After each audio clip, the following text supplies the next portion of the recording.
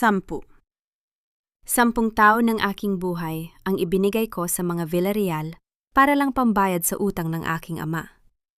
Pero sa loob ng marangyang mansyong ito, hindi ako asawa, kundi isang basahan na itinapon sa gilid. Habang tinitiis ko ang bawat sampal ng kahapon, ang lalaking pinag-alayan ko ng lahat ay may kalong ng iba. Ngunit tandaan nyo, ang pusong winasak nyo muling titindig para bawiin ang lahat. Handa na ba silang mawala ang lahat? Hindi ko siya mahal, Lira. Hinding-hindi ko siya magiging mahal. Isang pambayad utang lang si Alfia sa pamilya natin. At kapag tuyo na ang pakinabang sa kanya, madali ko siyang matatapon sa labas. Ang bawat salitang binitawan ni Dante ay tila mga bubog na pumasok sa pandinig ni Althea Manalo. Nakatayo siya sa likod ng makapal na kortina ng silid kainan, hawak ang isang bandahado ng mainit pang adobo sa gata, ang paboritong luto ng kanyang asawa. Ngayong araw ang kanilang ika-5 anibersaryo ng kasal. Madaling araw pa lamang ay gising na si Althea, tiniis ang hapdi ng kanyang mga daliri sa pagbabalat ng bawang at ang pagod sa pagluluto. Lahat ay, para lamang, mabigyan ng kaunting ngiti ang lalaking pinag-alayan niya ng kanyang dangal at kalayaan. Ngunit ang bango ng masarap na ulam na niluto niya ng may pagmamahal ay biglang nag-iba ng amoy. Tila naging abo ito sa kanyang pang-amoy habang pinapanood niya mula sa siwang ng kurtina ang kanyang asawa. Si Dante, na suot ang relong regalo pa ni Althea noong nakaraang taon, ay nakayakap ngayon sa bewang ni Lira, ang kanilang accountant. Ang mga kamay ni Dante na dati ay humahaplos sa buhok ni Althea tuwing gabi ay abala ngayon sa pag-aayos ng isang mamahaling kwintas sa leeg ng ibang babae. Pero Dante, paano ko malaman niya? Ang malambing at mapanuyang tanong ni Lira, habang ang kanyang mga daliri ay naglalaro sa butones ng polo ni Dante. Isang mapait na tawa ang pinakawala ni Dante. Malaman niya? Si Althea? Masyadong martyr ang babaeng yon, Lira. Busog na busog siya sa utang na loob dahil sa perang ipinambayad ni Mama sa utang ng tatay niya sa probinsya. Kahit saktan ko siya sa harap ng maraming tao, mananatili siyang nakayuko at magsisilbi sa atin. Yun naman ang silbi niya rito, hindi ba? Isang magandang katulong na may sertipiko ng kasal. Sa sandaling iyon, naramdaman ni Althea ang unti-unting paghinto ng mundo. Ang init ng bandahadong hawak niya ay hindi na niya maramdaman.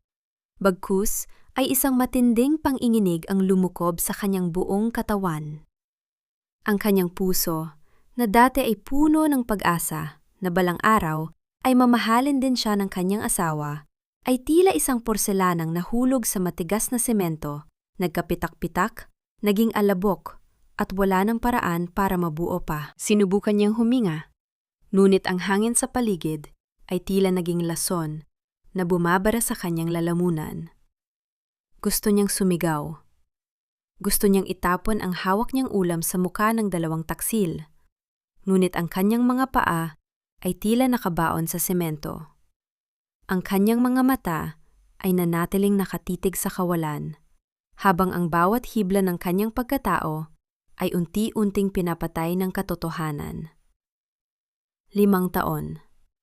5 taon niyang ibinigay ang kanyang buhay, ang kanyang pawis, at ang kanyang dignidad para sa isang kasinungalingan. Narinig niya ang tunog ng mga yabag na papalapit sa kanyang kinaroroonan.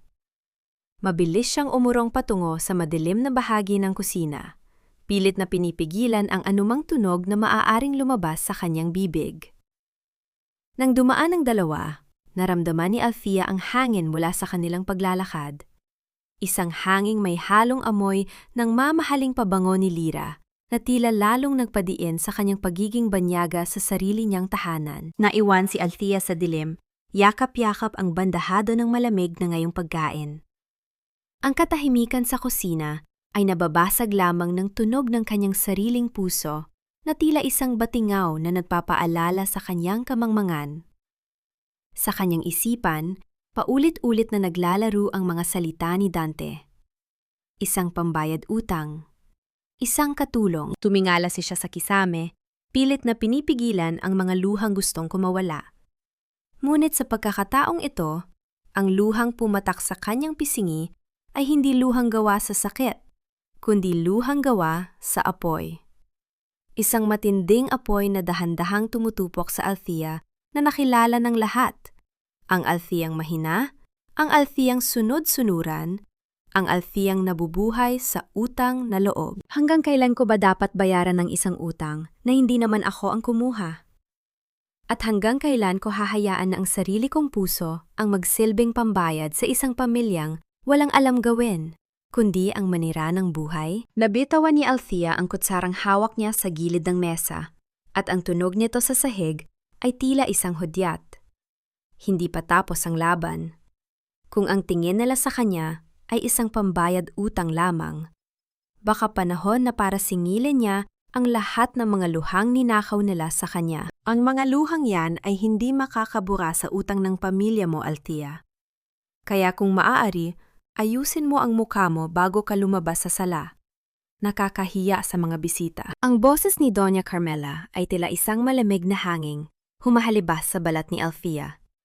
Nakatayo ang matandang babae sa pintuan ng kusina, suot ang kanyang mamahaling terno at mga alahas na kumikinang sa ilalim ng ilaw.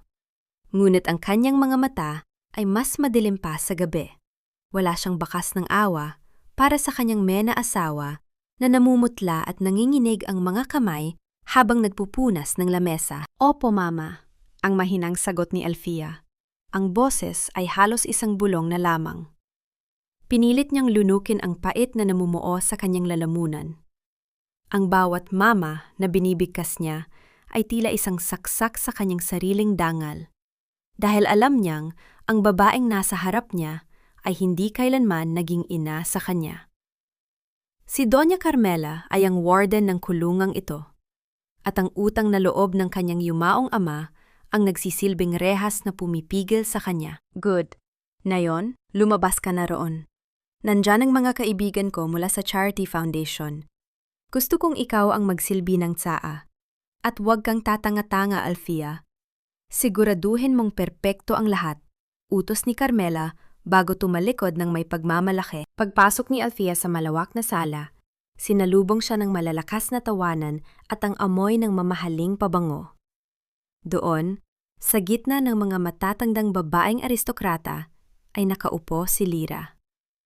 Hindi bilang isang empleyado, kundi bilang isang espesyal na panauhin. Nakaupo siya sa tabi ni Dante, na tila ba normal lang ang lahat? Tila ba hindi si Althea ang asawang dapat ay nasa pwestong iyon? Oh, nandito na pala ang ating angel, ang mapanuyang sabi ni Doña Carmela sa kanyang mga kaibigan habang itinuturo si Althea. Siya ang asawa ni Dante. Napakabait na bata, hindi ba? Kahit anong iutos mo, gagawin niya. Ganyan talaga kapag pinalaki sa hirap. Marunong tumanaw ng malaking utang na loob. Naggulungan ang mga matatanda, ang kanilang mga tingin ay puno ng panghuhusga at pait. Para sa kanila, si Althea ay isang dekorasyon lamang sa mansyong iyon. Isang katulong na binihisan ng magarang damit, pero hindi kailanman magiging kauri nila. Althea dear, tawag ni Lyra ng may matatamis ng ngiti na hindi umaabot sa kanyang mga mata. Napatakan ng tsa ang sapatos ko. Maari mo bang punasan? Nakakahiya naman sa mga bisita ni Doña Carmela kung madumi akong titingnan. Tumigil ang tibok ng puso ni Althea. Ang katahimikan sa sala ay naging nakabibingi. Tumingin siya kay Dante. Nagbabaka sakali na makita ang kahit kaunting proteksyon sa mga mata nito. Ngunit si Dante ay abala sa pag-inom ng kanyang wine. Umiiwas sa tingin ni Althea. Tila ba hindi niya nakikita ang pambabastos na ginagawa sa kanyang asawa? Althea, hindi mo ba narinig ang sinabi ni Lyra? Ang boses ni Doña Carmela ay naging matalas na. Huwag kang tumayo riyan na parang tuod. Linisin mo ang dumi sa sapatos niya. Dahan-dahang lumapit si Althea. Ang kanyang mga tuhod ay tila bibigay na sa bigat ng kahihiyan. Lumuhod siya sa harap ni Lyra.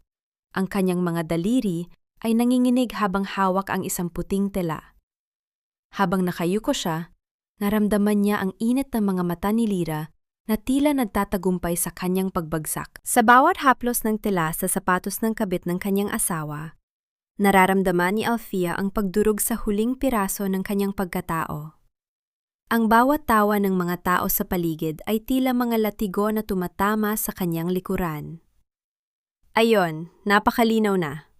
Ani Lyra nang may halong panunuya. Ngunit nang tumayo si Althea, tila hindi sinasadyang nasagi ni Lyra ang tasa ng tsaa. At ang mainit na likido ay tumapon sa kamay ni Althea. Napasingap si Althea sa hapdi. Ngunit bago pa siya makapagsalita, ang tunog ng isang malakas na sampal ay umalingaw-ngaw sa buong sala. Hindi si Dante ang sumampal, hindi si Lyra, kundi si Doña Carmela. "Wala kang kwenta!" Bulyaw ng matanda. "Nasaktan mo si Lyra dahil sa katangahan mo. Kita mo bang nangyari? Nadumihan ang gown niya dahil sa kawalan mo ng ingat." Napahawak si Althea sa kanyang namumulang pisingi. Ang sakit ng sampal ay hindi maikukumpara sa sakit na nararamdaman ng kanyang puso.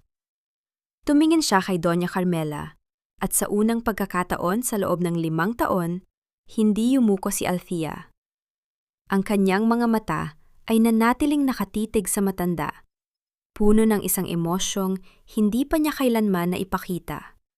Ang simula ng isang naggangalit na apoy. "Bakit ka nakatitig ng ganyan?" Ang galit na tanong ni Carmela. "Gusto mo bang palayasin ko ang pamilya mo sa lupaing tinitirhan nila ngayon? Huwag mong kalilimutan kung sino ang nagpakain sa iyo, Althea." Huminga ng malalim si Althea. Ang kanyang dibdib ay nagbababa taas. Ang kanyang kamay na napaso ng tsaa ay tila hindi na nararamdaman ng init dahil ang buong katawan niya ay balot na ng isang matinding lamig. "Hinding-hindi ko makakalimutan, Mama," ang sagot ni Althea. Ang kanyang boses ay hindi na nangangatog. Ito ay naging patag, malamig, at puno ng isang lihim na kahulugan. "Hinding-hindi ko makakalimutan ang bawat sentimo na ibinigay niyo at ang bawat luhang kinuha niyo bilang kapalit." Tumalikod si Althea at naglakad palabas ng sala nang may dahan-dahang hakbang. Sa bawat yabag niya sa makintab na sahig ng mansyon, isang pangako ang nabubuo sa kanyang isipan. Ang sapatos na pinunasan niya ngayon ay ang huling pagkakataon na luluhod siya sa harap ng kahit na sino. Habang umaakit siya sa hagdan, narinig niya ang muling pagtawa ng mga tao sa ibaba. Ngunit sa pagkakataong ito, hindi na siya nasasaktan. Dahil sa loob ng kanyang silid, may isang sobrang kulay asul ang naghihintay. Isang sobrang naiwan ni Lyra kanina na maaring maging susi sa pagguho ng kahariang ito na itinayo sa ibabaw ng kanyang mga luha. Ano kaya ang nilalaman ng sobrang iyon na labis na itinatago ni Lyra? At hanggang kailan kayang magpanggap ni Althea na siya ay biktima pa rin, habang unti-unti na niyang hinahanda ang kanyang pagbawi? Huwag kang mag-alala, Althea. Sa gabing ito, matatapos na ang lahat ng paghihirap mo, kasama ang dangal na pilit mong iniingatan. Ang bulong na iyon ni Doña Carmela ay mas nakakang ilabot pa kaysa sa malakas na tunog ng mga paputok sa labas ng mansyon. Gabi ng piyesta sa kanilang barangay at ang buong villa ng mga Villarreal ay punong-puno ng mga makukulay na banderitas at kumukutitap na mga ilaw. Sa labas, naririnig ang tawanan ng mga tao, ang tugtog ng banda at ang saya ng selebrasyon. Ngunit sa loob, sa madilim na bahagi ng itaas na palapag, ay naroon si Althea, pagod na pagod, mula sa maghapong pagsisilbi sa mga panauhin ng kanyang biyenan. Hawak pa rin ni Althea ang isang tray ng mga basong gagamitin, sana para sa mga VIP na bisita sa ibaba. Ang kanyang katawan ay hapong-hapo, ang kanyang mga paa ay namamanhid na sa suot na sapatos, ngunit pinilit pa rin niyang sumunod nang tawagan siya ni Doña Carmela sa itaas ng malaking hagdanan. Akala niya ay may iuutos lamang ito, ngunit ang ngiti sa labi ng matanda ay hindi ngiti ng isang amo, kundi ngiti ng isang maninila na nakahanap na ng tamang pagkakataon. "Mama, ano po ang kailangan niyo? Marami pa pong bisita sa ibaba, baka hanapin po kaya ni Dante." Ang mahinahong sabi ni Althea, pilit na itinatago ang panghinginig ng kanyang boses. Hahanapin? Oh, Althea, mamaya ay hindi na ako ang hahanapin nila, kundi ang katotohanan tungkol sa malandi at taksil na asawa ni Dante Villarreal, ani Carmela, habang dahan-dahang humahakbang papalapit. Bago pa man makasagot si Althea, naramdaman niya ang dalawang kamay na marahas na tumulak sa kanyang balikat. Ang tray na hawak niya ay lumipad sa hangin, at ang mga kristal na baso ay nagsimulang bumagsak at mabasag sa bawat baitang ng hagdan. Ngunit ang mas masakit ay ang pagkawala ng kanyang sariling balanse. Naramdaman ni Althea ang malakas na pagtama ng kanyang likuran sa matitigas na kanto ng kahoy na hagdanan. Ang bawat paggulong niya pababa ay tila isang walang katapusang serye ng hapdi at pagkirot. Ang kanyang ulo ay tumama sa huling baitang at doon ay tumigil ang kanyang mundo. Ang lahat ng ilaw sa paligid ay tila naging malabong mansa ng kulay. Sa kabila ng panlalabo ng paningin, nakita niya ang isang anino na lumapit sa kanya, si Dante. Sa loob ng isang segundo, umasa ang kanyang puso na itatayo siya nito. Nayayakapin siya nito at tatanungin kung ayos lang siya. Ngunit nanatiling nakatayo si Dante sa kanyang tabi, malamig ang mga mata at walang kahit anong emosyon sa mukha. Dahan-dahang yumuko si Dante, hindi upang tulungan siya, kundi upang ilagay ang isang pirasong papel sa loob ng bulsa ng kanyang suot na bestida. Isang sulat na alam ni Althea na hindi sa kanya. Isang sulat na puno ng mga salitang gawa-gawa lamang upang palabasin na siya ay may ibang lalaki. Patawad, Althea, pero kailangan naming gawin ito para sa pangalan ng aming pamilya. Ang malamig na bulong ni Dante bago ito tumayo at lumayo ng ilang hakbang. Dante! Tulong! Ang asawa mo! Ang boses ni Doña Carmela ay biglang nagbago. Mula sa pagiging malupit, ito ay naging boses ng isang biktima, puno ng pekeng takot at gulat. Dante! Tumawag ka ng tulong! Nakita ko siya! Nakita ko siyang may kausap na lalaki sa taas, at nang mahuli ko sila, tumakbo siya at nahulog. Diyos ko, ang sulat! Dante, tingnan mo ang bulsa niya! Naririnig ni Althea ang mga yabag ng maraming tao na papalapit. Ang mga bisita, ang mga kasambahay, ang mga kapitbahay. Lahat sila ay nakatingin na sa kanya ngayon habang nakahandusay siya sa sahig, duguon at walang laban. Ang mga bulong-bulungan ay nagsimulang kumalat na tila lason. Nagtaksil ang asawa mo, Dante! Nahuli ko siyang may ibang lalaki! Ang huling sigaw na narinig ni Althea mula kay Carmela, bago tuluyang lamunin ng kadiliman ang kanyang malay. Habang unti-unting nawawala ang kanyang pakiramdam, isang kaisipan ang naiwan sa kanyang isipan. Ang pamilyang pinaglingkuran niya ng may buong katapatan ay siya ring pamilyang handang pumatay sa kanyang dangal para lamang sa isang kasinungalingan.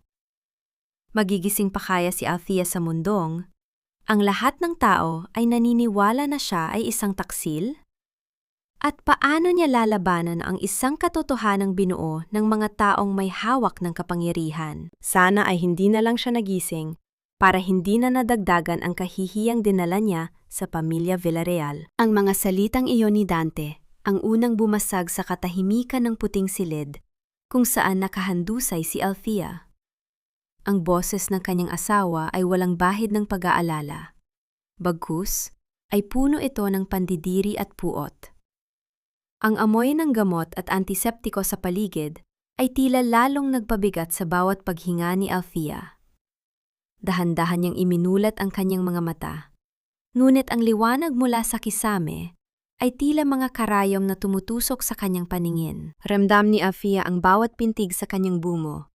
Isang matinding sakit na tila na bumula sa kailaliman ng kanyang utak. Ang kanyang buong katawan ay balot ng benda, at ang bawat bahagyang galaw ay nagdudulot ng hapdi na tila binabakbak ang kanyang balat. Ngunit sa kabila ng pisikal na hirap, ang mas masakit ay ang makitang nakatayo si Dante sa paanan ng kanyang kama, hindi upang hawakan ang kanyang kamay, kundi upang tingnan siya na parang isang maruming basahan na itinapon sa gilid ng daan. Dante, bakit? Ang halos pabulong na tanong ni Althea. Ang kanyang lalamunan ay tuyong-tuyo at ang bawat salita ay tila may kasamang dugo. "Huwag mo akong matawag-tawag na Dante," bulyaw nito. Ang kanyang mukha ay namumula sa galit. "Alam na ng lahat, Althea. Nakita ni Mama ang sulat. Alam na namin ang pagtataksil mo. Akala ko ba ay tapat ka? Akala ko ba ay tatanaw ka ng utang na loob? Pero hayop ka. Nagawa mo kaming ipahiya sa buong barangay." Pumasok si Doña Carmela sa silid. Ang kanyang mga takong ay lumilika ng matitigas na tunog sa sahig na tila bawat hakbang ay isang paghatol. Hawak niya ang isang pirasong papel. Ang sulat na inilagay ni Dante sa bulsa ni Althea habang ito ay walang malay. "Heto ang ebidensya ng iyong kalandian, Althea," ang mariing sabi ni Carmela. "Huwag kang magkakamaling itanggi ito dahil napanood ng lahat ang pagbagsak mo. Isang malaking pagkakamali na pinatuloy ka namin sa mansyon. Isang malaking pagkakamali na naging bahagi ka ng pamilyang ito." Sa gitna ng sakit at panglalait, may isang bagay na nagbago sa loob ni Althea. Ang takot na dati ay bumabalot sa kanya ay dahan-dahang napalitan ng isang malamig at matalas na kaisipan. Kung aamin siya, palalayasin siya ng walang kalaban-laban. Kung lalaban siya ngayon, wala siyang ebidensya. Kailangan niyang manatili sa loob ng mansyon.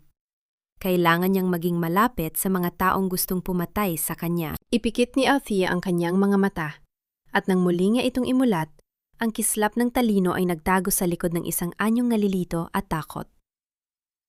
"Ano pong sulat? Sino po kayo?" Ang mahinang tanong ni Althea, ang kanyang boses ay nanginginig. Tumingin siya kay Dante nang may pagmamakaawa.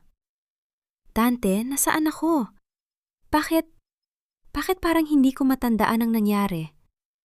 Ang huli ko lang pong alam ay nagluluto ako ng adobo para sa ating anniversary.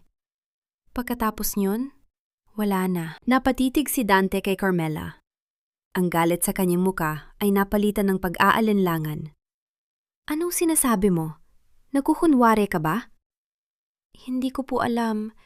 Masakit po ang ulo ko." "Dante, mahal, bakit ka galit sa akin?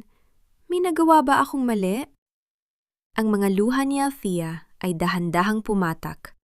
Mga luhang sadyang binuo upang magmukha siyang isang inosenteng biktima ng tadhana. Ang pagpapanggap ni Althea ay tila isang epektibong panangga. Sa ilalim ng batas at ng paningin ng ibang tao, hindi nila maaaring palayasin ang isang babaeng nawalan ng alaala dahil sa isang aksidenteng nangyari sa loob ng kanilang pamamahay. Napilitan sina Dante at Carmela na manahimik muna, ngunit ang kanilang mga mata ay nanatiling mapanuri. Nang lumaon ang gabi at makaalis na ang mag-ina, isang pamilyar na amoy ng kalamansi at sariwang damo ang pumasok sa silid. Dahan-dahang bumukas ang pinto at pumasok si Tia Sol, ang dating vuja na tinanggal ni Carmela dahil sa sobrang katapatan kay Althea.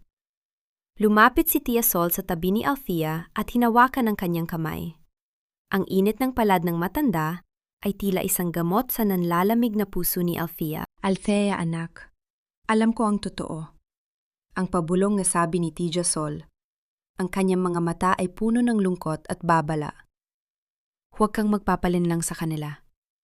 Ang sugat sa ulo mo ay gagaling, pero ang lason na itinanim nila sa buhay mo ay kailangang bunutin. May mga bagay kang hindi pa alam tungkol sa tatay mo at tungkol sa dugong na nanalaitay sa mga ugat ni Dante." Napatingin si Althea kay Tia Sol. "Ano pong ibig ninyong sabihin, Tia Sol?" "Maging matatag ka, anak. Gamitin mo ang kanilang pagkakamali laban sa kanila. Sa loob ng mansyong iyon, hindi ka na asawa. Kaisa ka na ng mga aninong maglalantad sa kanilang dumi." Naiwan si Althea sa dilim. Yakap ang babala ni Tia Sol. Ang bawat tibok ng monitor sa tabi ng kanyang kama ay tila isang orasan na nagbibilang ng oras patungo sa kanyang paghihigante. Hanggang kailan kaya mapapanatili ni Althea ang kanyang maskara ng kawalan ng malay? At anong lihim ang itinatago ni Tia Sol na maaaring magpabagsak sa buong pundasyon ng mga Villarreal? Ang bawat pahina ng mga dokumentong hawak ni Althea ay tila isang malakas na sampal na mas masakit pa kaysa sa mga palad ni Doña Carmela. Sa loob ng madilim na silid-aklatan ng mansyon, tanging ang munting liwanag mula sa kanyang cellphone ang nagbibigay ng sulyap sa katotohanang matagal nang itinago sa ilalim ng mga engrandeng piging at mapagkunwaring pagtulong sa kapwa. Ang asul na sobrang iniwan ni Lyra ay hindi lamang naglalaman ng mga lihim ng pagtataksil, kundi ang record ng isang malaking krimen. Sumambulat sa paningin ni Althea ang mga kopya ng tseke at mga resibong may tatak ng Villarreal Foundation. Ang perang dapat ay para sa mga pamilyang nawalan ng tirahan dahil sa nagdaang bagyo sa probinsya. Ang perang ipinagkatiwala ng mga donante para sa pagkain at gamot ng mga bata ay dumaan sa isang masalimuot na proseso ng paglilipat. Nanginig ang mga daliri ni Althea nang makita niya ang huling destinasyon ng mga pondo. Isang private account sa panggalan ni Lyra Valdez, at ang iba ay direktang pambayad sa mga mamahaling alahas at branded na bag na suot-suot ng kabit ng kanyang asawa. Diyos ko! Ang halos pabulong na daing ni Althea. Ang kanyang puso ay kumikirot sa galit. Naalala niya ang mga mukha ng mga biktima ng bagyo sa balita. Ang mga taong umiiyak sa gutom, habang ang mga Villarreal ay nagpapakasasa sa karanyaan gamit ang perang ninakaw mula sa kanila.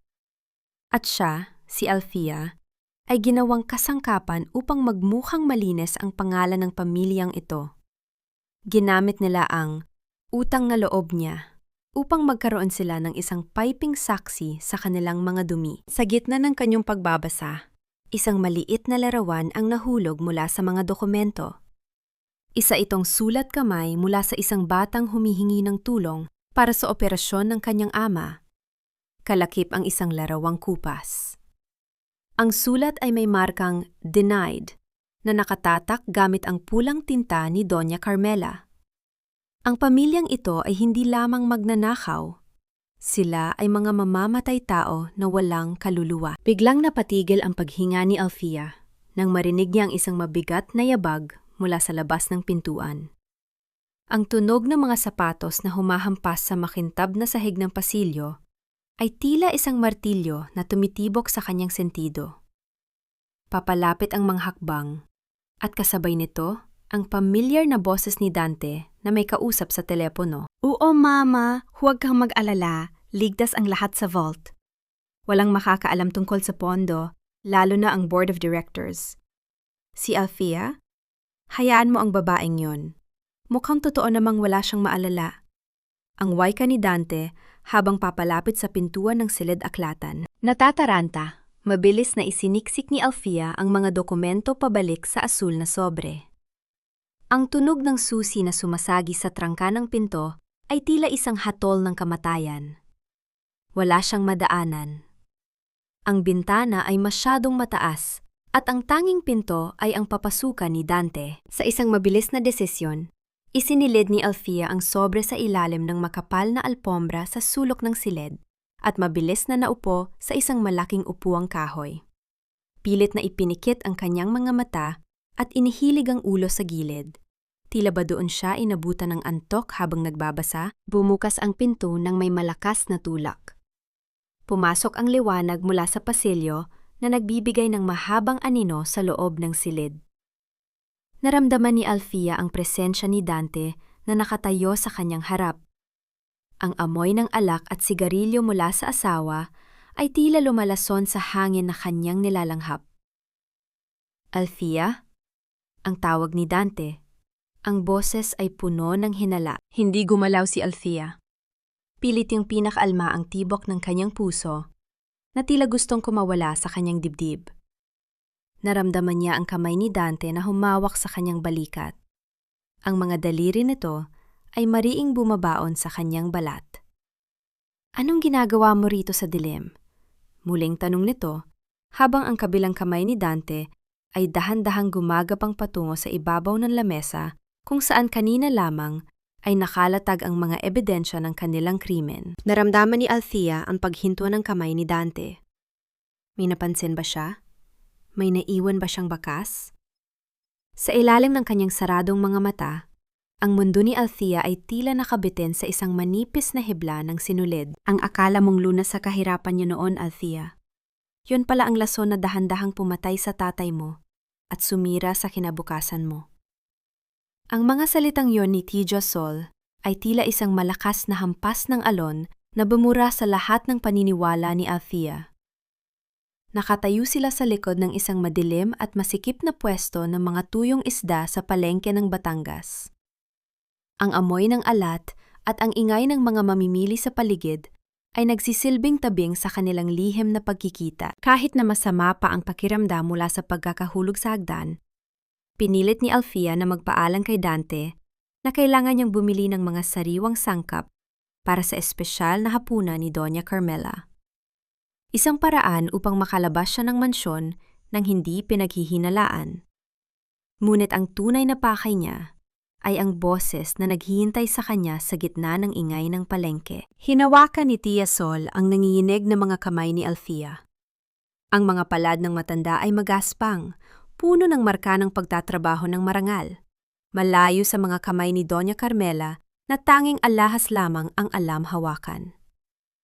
Anong ibig ninyong sabihin, Tia? Ang nangangatal na tanong ni Althea. Ang sabi ni tatay bago siya mamatay, ang mga Villarreal ang nagligtas sa amin. Sila ang nagbayad ng utang sa bangko para hindi makuha ang ating lupain sa probinsya. Isang mapait na ngiti ang sumilay sa labi ni Tijo Sol. Ang matanda ay dating ka ng kamay ni Doña Carmela bago siya itinapon na parang basura nang malaman niya ang mga itinatagong dumi ng pamilya. Iyon ang pinaniwala nila sa inyo, anak. Pero ang totoo, si Doña Carmela mismo ang bumili ng utang ng tatay mo sa bangko sa mas mababang halaga. Pinahirapan nila ang tatay mo sa mga interes na hindi makatarungan hanggang sa wala na siyang magawa kundi ibigay ang lupa at ibigay ka bilang pambayad sa kanilang ambisyon. Paliwanag ni Tijo Sol habang ang kanyang mga mata ay pumuputi sa luhang pilit na pinipigilan. Naramdaman ni Althea ang unti-unting pagguho ng kanyang mundo. Ang utang na loob na naging rason ng kanyang 5 taong pagpapakasakit, ang bawat sampal, bawat panglalait, bawat pagtitiis sa pangangaliwa ni Dante, ay nakabase pala sa isang malaking panlilinlang. Ang pamilyang akala niya ay tagapagligtas ay sila palang tunay na nagnakaw sa buhay ng kanyang ama. Ang kanyang lalamunan ay tila tinutusok ng libu-libong tinik. Hindi siya makaayak ng malakas dahil sa dami ng tao. Ngunit ang bawat patak ng kanyang luha ay tila naging asido sa kanyang pisingi. Ang 5 taon ng kanyang kabataan ay itinapon niya sa mga taong pumatay sa pangarap ng kanyang pamilya. At hindi lang yan, Althea, pagpapatuloy ni Tijo Sol. Ang boses ay naging mas seryoso at puno ng babala. Si Dante, huwag kang masyadong maniwala sa dugong ipinagmamalaki niya. Ang tunay na tagapagmana ng mga Villarreal ay matagal nang wala. Si Dante ay bunga lamang ng isang lihim na hindi dapat mabuksan dahil kapag nalaman ng Board of Directors ang totoo, wala silang makukuha kahit isang kusing. Dahan-dahang dumukot si Tia Sol sa loob ng kanyang lumang pitaka at inabot kay Althea ang isang kupas at tila nabasa na litrato. Isang larawan ng isang lalaking may magaspang na muka, nakasuot ng simpleng kamiseta at may mga matang tila pamilyar kay Althea. Heto ang tunay na ama ni Dante. Hindi siya isang Villarreal, Althea.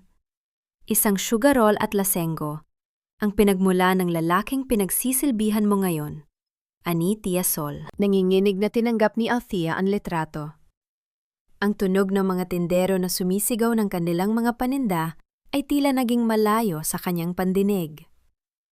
Ang tanging naririnig niya ay ang mabilis na tibok ng kanyang puso at ang bulong ng paghihiganti sa kanyang isipan. Salamat, Tia Sol. Hindi ko ito sasayangin. Ang mariing pangako ni Althea. Ang kanyang mga mata na kanina ay puno ng lungkot ay naging matalas at malamig na tila bakal na isinalang sa apoy. Habang naglalakad babalik sa sasakyan, bitbit ang mga supot ng gulay at ista. Tila hindi na nararamdaman ni Althea ang bigat ng kanyang dala. mas mabigat pa rin ang katotohanang nakatago sa loob ng kanyang dibdib. Ngunit sa gitna ng kanyang paglalakad, napatigil siya nang makita ang isang pamilyar na sasakyan na nakaparada sa tapat ng isang butika sa di kalayuan. Si Lyra. At kasama nito ang isang lalaki na hindi niya inaasahang makita sa ganong oras. Sino ang lalaking kasama ni Lyra? At ano ang kinalaman nito sa mga lihim na pilit na ibinubunyag ni Tijasol? Hanggang saan handang pumunta si Alfia upang patunayan na ang bawat patak ng kanyang luha ay may katumbas na kabayaran. Huwag mong dumisan ang pangalang Villarreal sa harap ng mga tauhan ko, Alfia. Isang hamak na manalo ka lang, kaya matuto kang lumugar. Ang boses ni Dante ay umalingaw-ngaw sa malawak na pasilyo ng mansyon. Bawat salita ay tila isang latigo na humahampas sa dangang ni Alfia. Nakatayo si Dante sa tapat ng malaking salamin. Inaayos ang kanyang mamahaling kurbata. Ang kanyang mukha ay puno ng kapalaluan. Sa kanyang paningin, ang kanyang pagiging isang Villarreal ay isang banal na katotohanan na nagbibigay sa kanya ng karapatang tapakan ang sinumang mas mababa sa kanya. Nakatayo si Althea sa likod nito. Hawak ang isang tray ng kape na bahagyang nanginginig sa kanyang mga kamay. Ngunit sa pagkakataong ito, ang panginginig ay hindi dahil sa takot. Ito ay dahil sa matinding iron niyang bumabalot sa silid. Gustong tumawa ni Althea, isang mapait at nakakangilabot na tawa. Kung alam lang ni Dante ang duming itinatago ng kanyang ina sa likod ng mga engrandeng apelido. Opo Dante, pasensya ka na. Ang mahinang sagot ni Althea. Ang kanyang mga mata ay nanatiling nakayuko sa sahig. Ngunit sa loob ng kanyang bulsa, ang kanyang mga daliri ay mariing nakakapit sa kupas na litratong ibinigay ni Tijasol.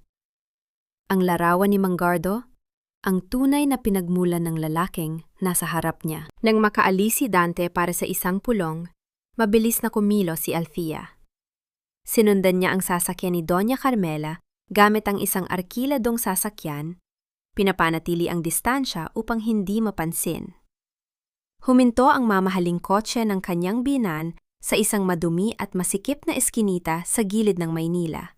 Isang lugar na hinding-hindi mo iisiping tatapakan ng isang reyna na tulad ni Carmela. Mula sa malayo, nakita ni Althea ang pagbaba ni Carmela, balot ng isang malaking scarf at itim na salamin.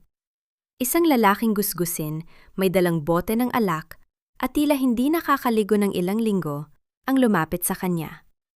Iyon ang lalaki sa litrato. Si Mangardo. Napanood ni Althea ang palitan ng galit na mga salita sa pagitan ng dalawa. Nakita niya ang pag-abot ni Carmela ng isang makapal na sobre ng pera at ang marahas na paghablot ng lalaki dito. Ang bawat sentimong ibinibigay ni Carmela ay tila isang pambayad sa katahimikan. Isang katahimikang nagkakahalaga ng dangal ng buong pamilya Villarreal. Ito na ang huli, Gardo. Huwag ka nang magpapakita sa amin kung ayaw mong mabulok sa kulungan. Ang mariing banta ni Carmela na narinig ni Althea mula sa kanyang kinaroroonan. Nang umalis si Carmela, naiwan si Althea na may mabigat na pasanin sa kanyang dibdib. Ang katotohanan ay naroon na sa harap niya, ngunit kailangan niya ng konkretong ebidensya na hindi maitatanggi ng kahit na sinong abogado o doktor. Kailangan niya ng DNA test. Pagbalik sa mansyon, dahan-dahang pumasok si Althea sa silid ni Dante. Ang amoy ng mamahaling pabango at ang lamig ng aircon ay tila sumasakal sa kanya.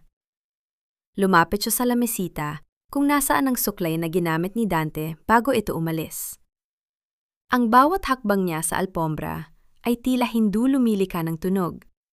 Ngunit ang tibok ng kanyang puso ay tila isang tambol na sumasabog sa katahimikan. Nakita niya ang ilang hibla ng buhok na naiwan sa suklay. Maingat niya itong kinuha gamit ang isang tweezers at inilagay sa loob ng isang maliit na plastic bag. Ang kanyang mga kamay ay pawis na pawis at ang kanyang hininga ay naging mababaw. Anong ginagawa mo rito? Ang boses na iyon ay tila isang kidlat na tumama sa gitna ng katahimikan. Napatalon si Althea at mabilis na itinago ang plastic bag sa loob ng kanyang palad. Nakatayo sa pintuan si Dante. Hindi pa pala ito tuluyang nakakaalis dahil may nakalimutang dokumento. Ang kanyang mga mata ay naniningkit sa hinala. Bawat hakbang niya papalapit ay tila isang paghatol. Naglilinis lang ako, Dante. Nakita ko kasing madumi ang lamesita mo. Ang nauutal na palusot ni Althea habang pilit na pinapakalma ang kanyang sarili. Lumapit si Dante. Ang kanyang mukha ay ilang pulgada na lamang ang layo sa mukha ni Althea. Naramdaman ni Althea ang init ng hininga nito at ang panganib na nagmumula sa kanyang presensya. Hinawakan ni Dante ang kamay ni Althea. Ang kamay na may hawak ng ebidensya. Bakit nanging inig ang mga kamay mo? At anong itinatago mo sa palad mo? Ang tanong ni Dante. Ang boses ay puno ng panganib. Maibubukas kaya ni Dante ang kamay ni Althea at malalaman ang kanyang balak? O makakahanap si Althea ng paraan upang makalusot sa matalas na paningin ng lalaking unti-unti na niyang ibabagsak? Pirpirmahan mo ito, Althea. Huwag mo nang hintayin na kalad ka rin kita palabas ng mansong ito na parang basurang walang pinag-aralan. Ang mga salitang iyan ni Dante ay tila mga lason na ibinuhos sa gitna ng hapagkainan. Inihagis niya ang ilang pahina ng dokumento sa tapat ng pinggan ni Althea, ang mga papel para sa annulment. Sa harap nila, ang mga mamahaling kubyertos ay kumikinang sa ilalim ng chandelier, habang ang bango ng nilutong steak ay tila naging amoy ng nabubulok na karne sa pang-amoy ni Althea. Nakatitig lamang si Althea sa mga papel. Ang kanyang kanang kamay na nakakuyom pa rin sa ilalim ng mesa ay basang-basa na ng pawis. Naroon pa rin ang hibla ng buhok ni Dante, ang munting ebidensya na hawak niya na maaring magpabagsak sa buong pagkatao ng lalaking nasa harap niya. Sa tabi ni Dante, nakaupo si Lyra. Hindi na ito nagpapanggap. Nakasandal ang ulo ng kabit sa balikat ng kanyang asawa habang ang mga daliri nito ay may hawak na baso ng wine. Tila ba ipinagdiriwang na ang nalalapit na pagpapaalis kay Althea. Si Doña Carmela naman ay nasa dulo ng mesa, tahimik na kumakain. Ang kanyang bawat hiwa sa kane ay tila isang babala na wala silang ititira kahit na anong piraso ng dangal kay Althea. Bakit hindi ka makapagsalita? Muling bulyaw ni Dante. Nakalimutan mo na ba pati ang pagpirma dahil sa lintik na amnesia mo? O baka naman nag-iisip ka pa kung paano mo kami muling teperahan? Naramdaman ni Althea ang isang matinding hapdi sa kanyang dibdib. Ang bawat salita ni Dante ay tila isang punyal na paulit-ulit na tumatama sa kanyang puso. Ang lalaking pinaglingkuran niya, ang lalaking ipinagluto niya araw-araw, ang lalaking inalagaan niya sa loob ng 5 taon, ngayon ay tinitingnan siya na parang isang parasitong dapat nang puksyain. Ang kanyang lalamunan ay tila barado ng mga tuyong dahon. Hirap siyang lumunok, at ang bawat tibok ng kanyang puso ay tila isang mabilis na tambol na nagpapayanig sa kanyang buong pagkatao. Ngunit sa kabila ng sakit, may isang malamig na apoy na nagsisimulang magliyab sa kanyang mga mata. Dahan-dahang iniyangat ni Althea ang kanyang ulo. Ang kanyang mga mata, na dati ay puno ng pagsuko, ay naging malalim at misteryoso. Tiningnan niya si Dante, pagkatapos ay si Lyra, at huli ay kay Doña Carmela. Pipirma ako, ang mahinang sabi ni Althea. Ang kanyang boses ay hindi nanginginig. Ito ay tila isang kalmadang dagat bago ang isang dambuhalang sakuna. Isang mapait na ngiti ang sumilay sa labi ni Lyra. Mabuti naman at natahuan ka na, Althea. Masyado ka nang naging pabigat sa pamilyang ito. Pero sa isang kondisyon, pagpapatuloy ni Althea. Naramdaman niya ang paghinto ng paghinga ng mga tao sa paligid. Ang tunog ng pagbagsak ng tinidor ni Doña Carmela sa porsela ng pinggan ay tila isang hudyat ng digmaan. Kondisyon? Ang kapal ng mukha mo! Galit na sabi ni Carmela. Anong karapatan mong magbigay ng kondisyon sa amin? Bigyan niyo ako ng isang huling gabi, ang sabi ni Althea. Ang kanyang tingin ay direktang nakatitig sa mga mata ni Dante. Isang huling gabi bilang asawa mo sa loob ng mansyong ito. Isang huling hapunan na ako ang magluluto at isang gabi na walang sigawan, walang sumbatan. Pagkatapos nyon, bago sumikat ang araw bukas, lalabas ako sa pintuang iyan at hinding-hindi na muling magpapakita sa inyo. Napatitig si Dante kay Althea. May isang bahagi ng kanyang puso na tila nakaramdam ng pag-aalinlangan. Ngunit mabilis itong natabunan ng kanyang galit at ambisyon. Tumingin siya kay Lyra, na tila nagtatanong kung papayag ito. Hayaan mo na, Dante, ang sabi ni Lyra nang may halong panunuya. Isang huling gabi lang naman para sa kanyang drama. Hayaan nating maging martyr siya sa huling pagkakataon bago siya maging pulubi sa kalsada. Tumayo si Althea ng dahan-dahan. Ang kanyang kamay sa ilalim ng mesa ay dahan-dahang bumitaw sa pagkakasakal sa ebidensya. Alam niya na ang gabing ito ang magiging pinakamahalagang gabi ng kanyang buhay. Hindi dahil sa pag-ibig, kundi dahil sa katotohanang handa na niyang ilantad. Salamat, ang huling sabi ni Althea bago siya tumalikod. Habang naglalakad siya patungo sa kusina, narinig niya ang muling pagtawa ni Lyra at ang mahinang bulong ni Dante.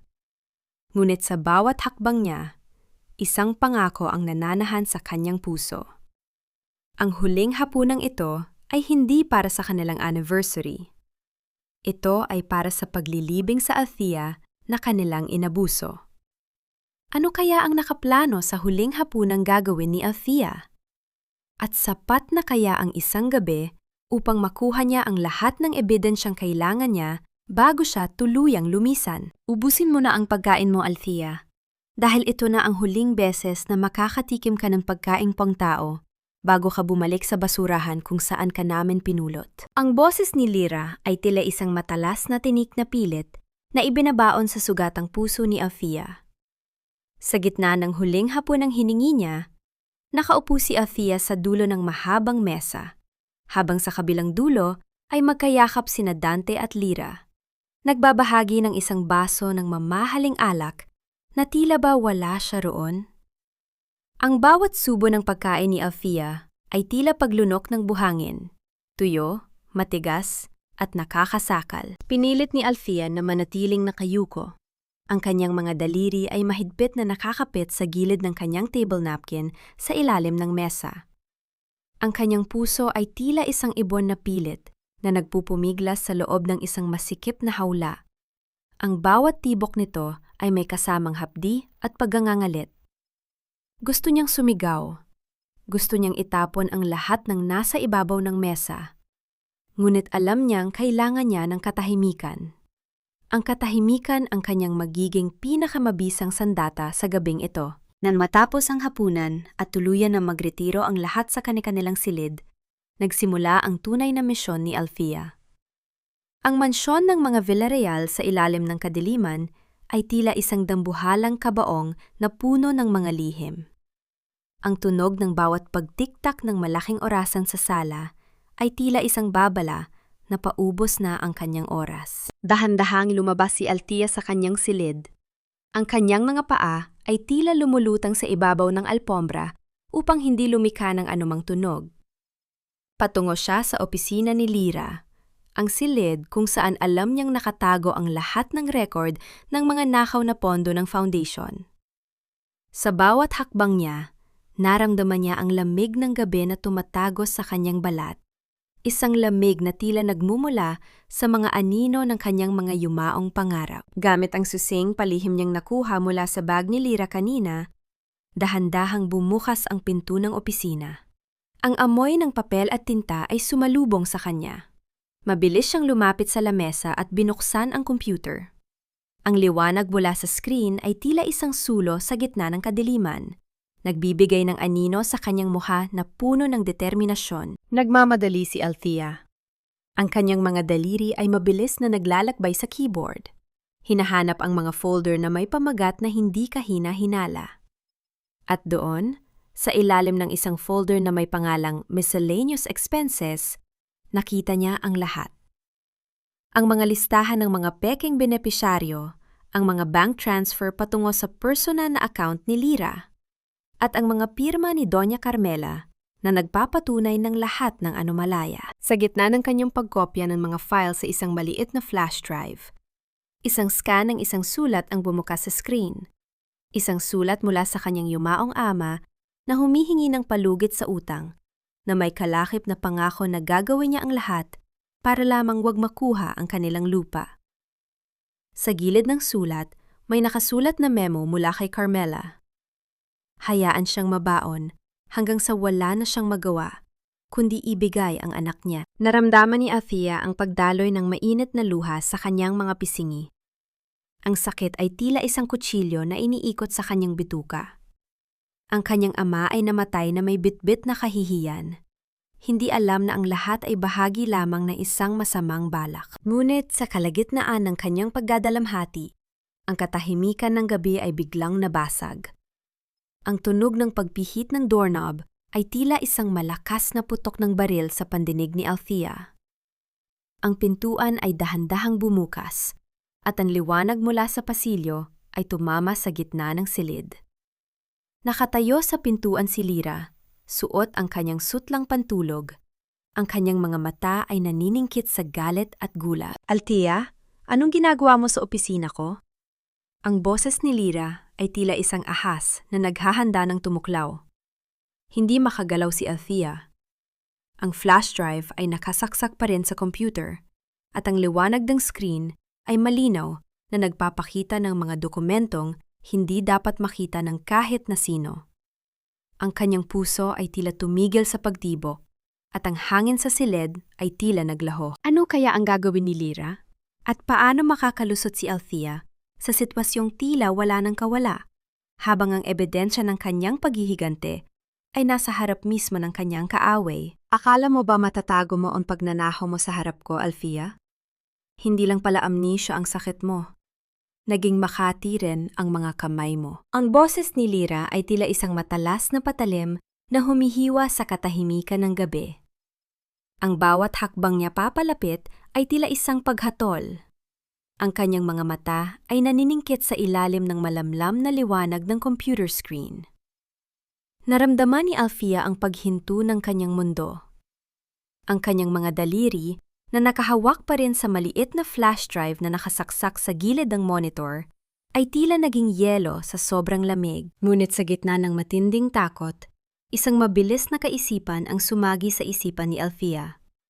Sa isang iglap, habang bahagyang nakatalikod siya, mabilis niyang hinugot ang flash drive at isiniksik ito sa loob ng kanyang mahabang manggas.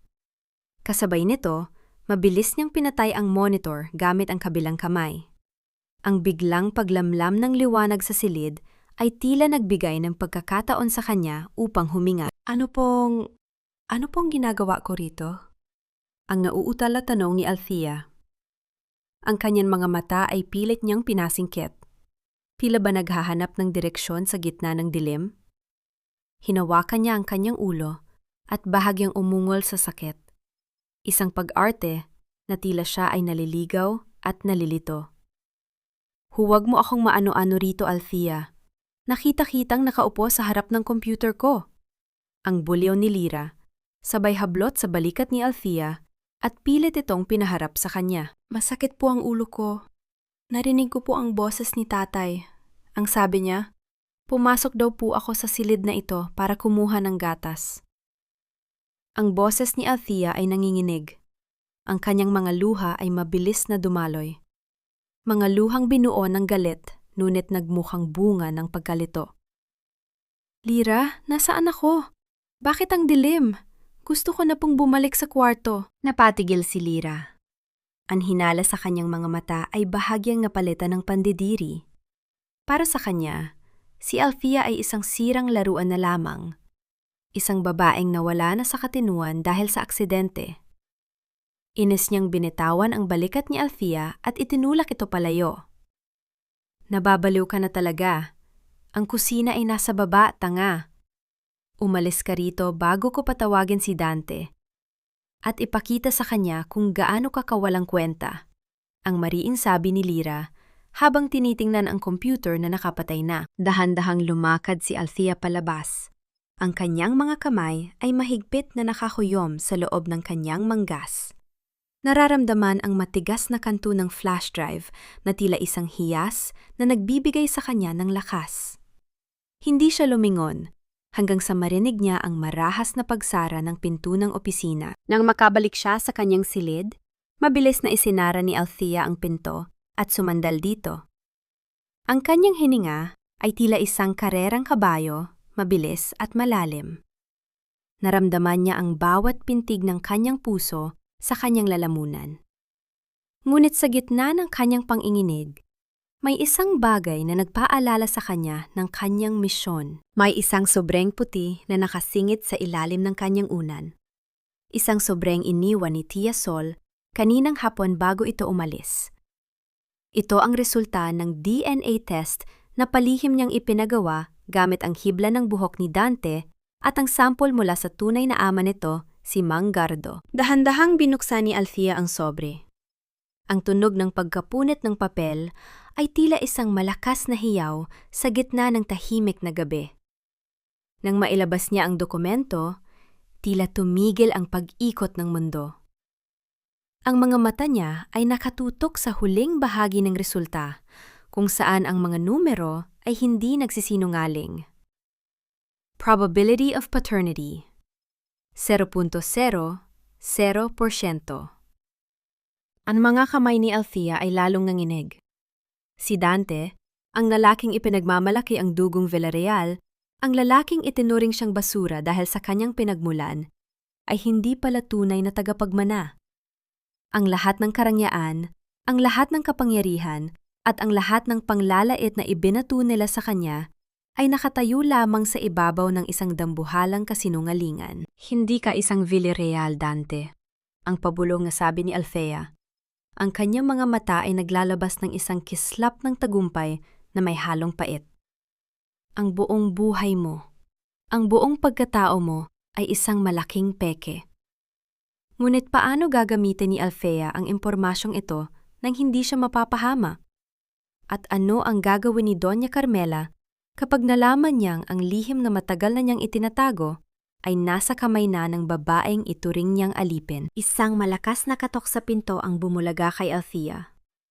Ang boses sa labas ay hindi kay Dante o kay Lyra. Ito ay ang malamig at otoritaryong boses ni Doña Carmela. Althea, buksan mo ang pinto. Alam kong gising ka pa. Kailangan nating mag-usap tungkol sa huling gabi mo rito. Huwag mong isipin na dahil pinayagan ka ni Dante sa huling gabi mo rito, ay ligtas ka na, Althea.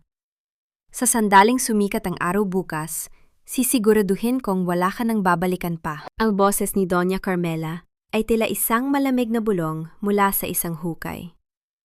Nakatayo ang matandang babae sa gitna ng silid ni Althea. Ang kanyang anino ay mahaba at tila isang dambuhalang ibon na handang lumamon.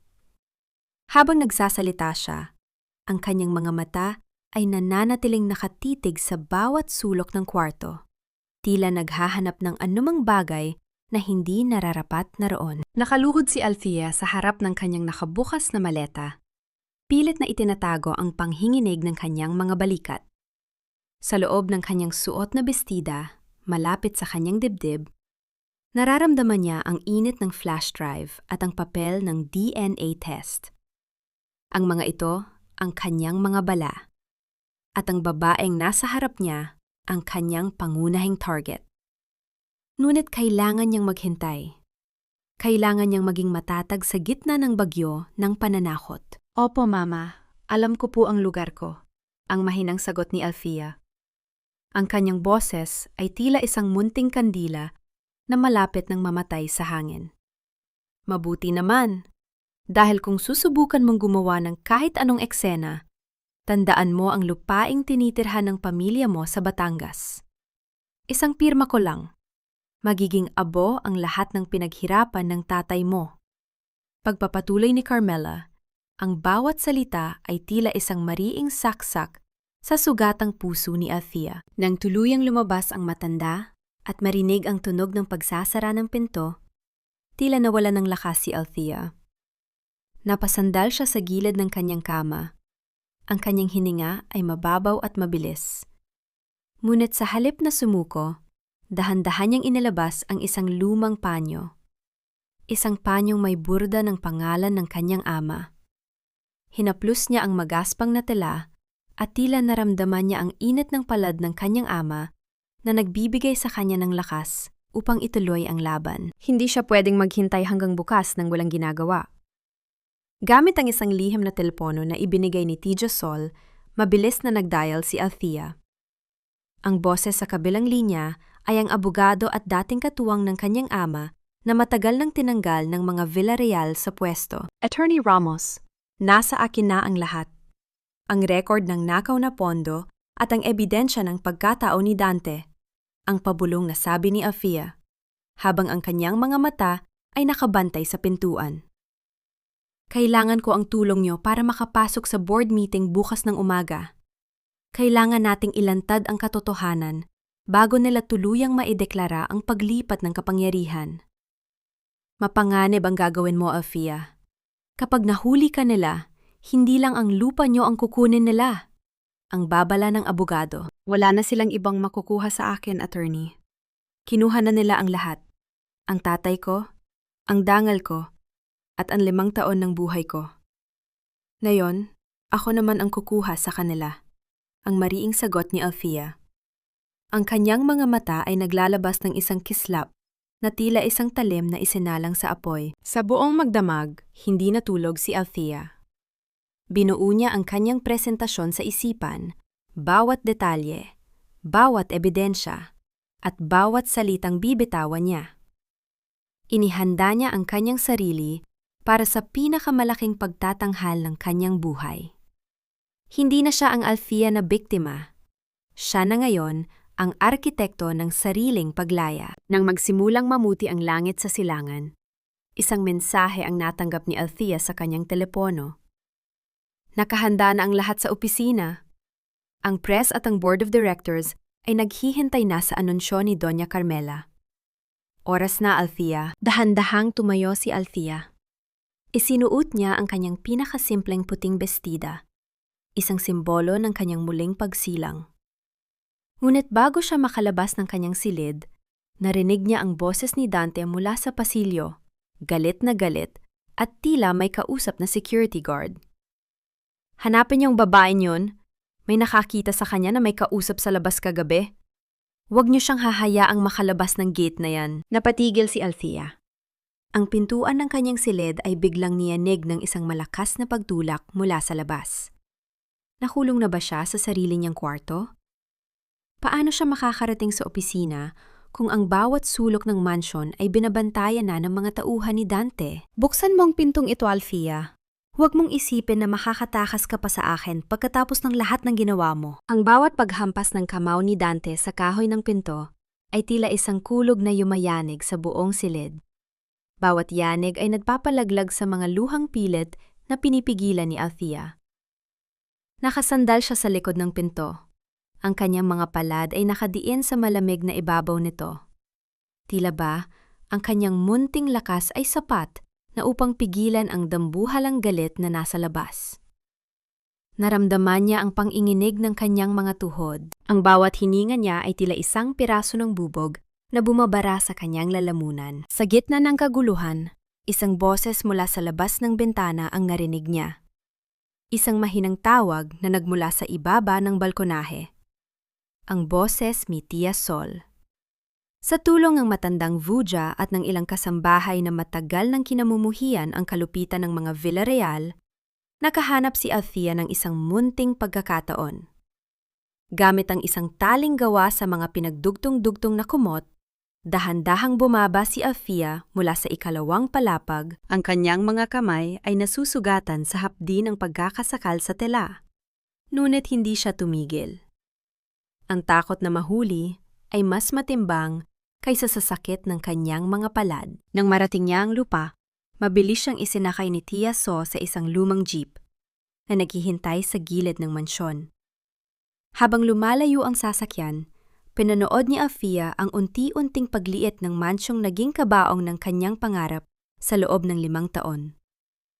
Ang mga ilaw nito ay tila mga matang nanonood sa kanyang pagtakas. Ngunit sa pagkakataong ito, hindi na siya lilingon pa. Makalipas ang ilang oras, ang usok at ingay ng Maynila ay napalitan ng sariwang amoy ng mga puno ng kape at ang malamig na simoy ng hangin sa Batangas. Ang pag-uwi ni Althea sa kanyang lupang sinilangan ay hindi isang pagsuko, kundi isang paghahanap ng lakas. Dahan-dahan siyang naglakad patungo sa sementeryo ng kanilang bayan, kung saan nakahimlay ang kanyang ama. Ang sementeryo ay tahimik. Tanging ang huni ng mga kuliglig at ang kaluskos ng mga tuyong dahon sa ilalim ng kanyang mga paa ang naririnig. Huminto si Althea sa harap ng isang simpleng puntod na gawa sa semento. Nangyari ng dahan-dahan siyang lumuhod at haplusin ang malamig na pangalan ng kanyang ama na nakaukit sa bato. "Tay, nandito na po ako," ang pabulong na sabi ni Althea. Ang kanyang boses ay naging malambot na tila isang dalangin. "Patawad po kung natagalan bago ko nahanap ang aking boses. Patawad po kung hinayaan kong tapakan nila ang dangal na iniwan niya sa akin. Pero pangako po, sa pagsikat ng araw bukas, ang utang na loob na ginamit nila para italya ko ay tuluyan ko ng puputulin. Hindi na ako yuyuko, tay. Hinding-hindi na." Isang kakaibang kapayapaan ang lumukob sa kanyang puso habang nakaupo sa tabi ng puntod. Ang galit na tila isang nagbabagang uling sa kanyang dibdib ay naging isang matatag at malamig na determinasyon. Alam niyang sa mga sandaling iyon, ang mga Villarreal ay abala sa paghahanap sa kanya. Hindi alam na ang pinakamalaking bagyo sa kanilang buhay ay papunta na sa kanilang pintuan. Ngunit ang katahimikan ng sementeryo ay biglang nabasag ng malakas na pagtunog ng kanyang telpono sa loob ng kanyang bag. Ang screen ay nagpapakita ng pangalan ni Dante. Nanginginig ang kanyang mga daliri nang sagutin niya ang tawag. "Althea! Nasan ka? Hayop ka!" Ang bulyaw ni Dante. Ang boses nito ay tila isang ahas na naglalabas ng lason. "Akala mo ba ay makakatakas ka? Nahanap namin ang mga dokumentong kinuha mo sa opisina ni Lyra. Kapag hindi ka bumalik dito sa loob ng isang oras, sisiguraduhin kong sa kulungan ang bagsak mo at ng matandang Sol na yon. Huwag mong subukan ang pasensya ko, Althea." Isang mapait na ngiti ang sumilay sa labi ni Althea. Tumingin siya sa langit, kung saan ang mga bituin ay tila mga saksi sa kanyang panunumpa. "Huwag kang mag-alala, Dante," ang malamig na sagot ni Althea. "Babalik ako. Pero hindi dahil sa takot. Babalik ako para bawiin ang lahat ng ninakaw niyo sa pamilya ko. At tandaan mo, ang kulungang sinasabi mo? Baka ikaw ang unang makatikim ng lamig ng rehas nito." Ibinaba ni Althea ang telepono at mabilis na tinungo ang sasakyang magdadala sa kanya pabalik sa lungsod. Ang kanyang huling panalangin ay tapos na. Ngayon, ang katarungan naman ang kanyang haharapin. Magagawa kaya ni Althea na makapasok sa board meeting bago siya mahuli ng mga tauhan ni Dante? At ano ang magiging reaksyon ni Doña Carmela kapag ang piping alipin na inakala nilang durog na ay tumayo sa harap ng lahat upang ilantad ang kanilang pinakamadilim na lihim? Ngayong araw, ang pangalang Villarreal ay muling tatatak sa kasaysayan ng industriyang ito bilang simbolo ng katapatan, integridad, at tagumpay na hindi matitinag. Ang boses ni Doña Carmela ay umalingaw sa loob ng marangyang boardroom. Bawat salita ay puno ng kapalaluan habang nakatayo siya sa harap ng mga pinakamakapangyarihang board of directors. Ang liwanag mula sa malalaking bintana ng gusali ay tumatama sa kanyang mga alahas, na tila nagbibigay ng isang banal na aura sa isang babaeng ang puso ay balot ng kadiliman. Sa tabi niya, si Dante ay nakasuot ng kanyang pinakamahal na suit. Ang kanyang mukha ay may bakas ng ngiting nagtatagumpay. Ang pluma ay nasa kanyang kamay na. Handa ng pirmahan ang dokumentong magdedeklara sa kanya bilang bagong Chief Executive Officer ng kumpanya. Sa labas ng mabigat na pintong naroon, nakatayo si Althea. Ang kanyang mga kamay ay hindi na nanginginig. Ang suot niyang puting bestida ay tila isang baluti na nagbibigay sa kanya ng lakas. Kasama niya si Attorney Ramos at ang ilang mga banyagang auditor na palihim na nakipag-ugnayan sa kanya. Naramdaman ni Althea ang malamig na hawakan ng pintuan, ang huling hadlang sa pagitan ng kanyang nakaraan at ng kanyang katarungan. Dahan-dahang bumukas ang pinto, hindi sa isang marahas na paraan, kundi sa isang dahan-dahang paggalaw na kumuha sa atensyon ng lahat ng nasa loob. Ang tunog ng mga sapatos ni Althea sa makintab na sahig ay tila isang mabagal na martsa ng paghuhukom.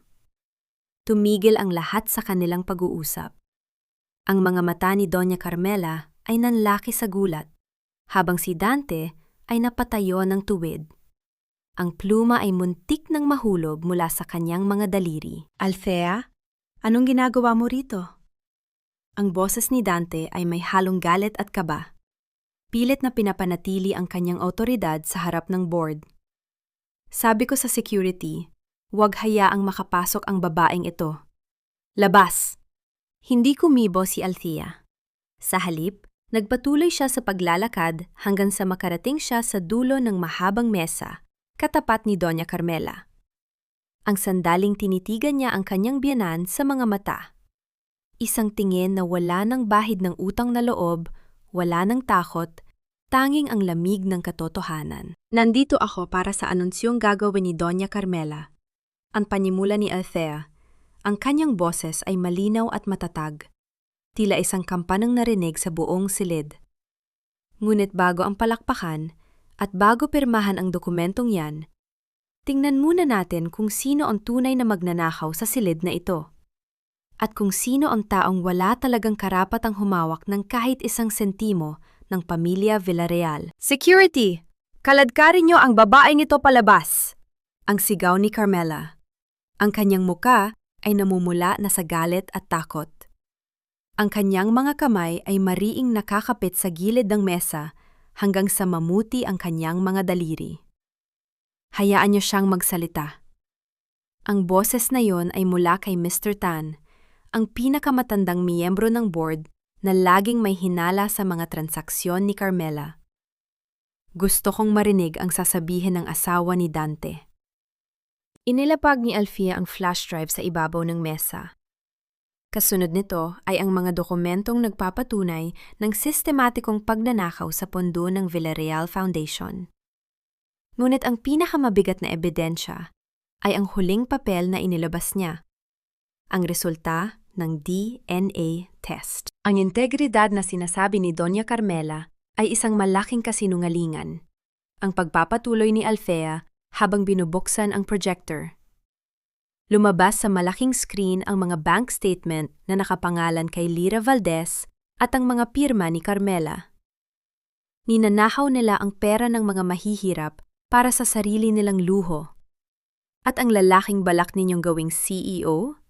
Hindi siya isang Villarreal. Ang buong silid ay nabalot ng isang nakabibining katahimikan bago sumabog ang mga bulungan ng gulat at pagkamangha. Ang mga board members ay nagsimulang magtinginan. Ang kanilang mga mukha ay puno ng panghuhusga. Si Dante ay napaupo sa kanyang upuan. Ang kanyang mukha ay nawala ng kulay, tila isang bangkay na nakasuot ng mamahaling suit. "Walang katotohanan yan!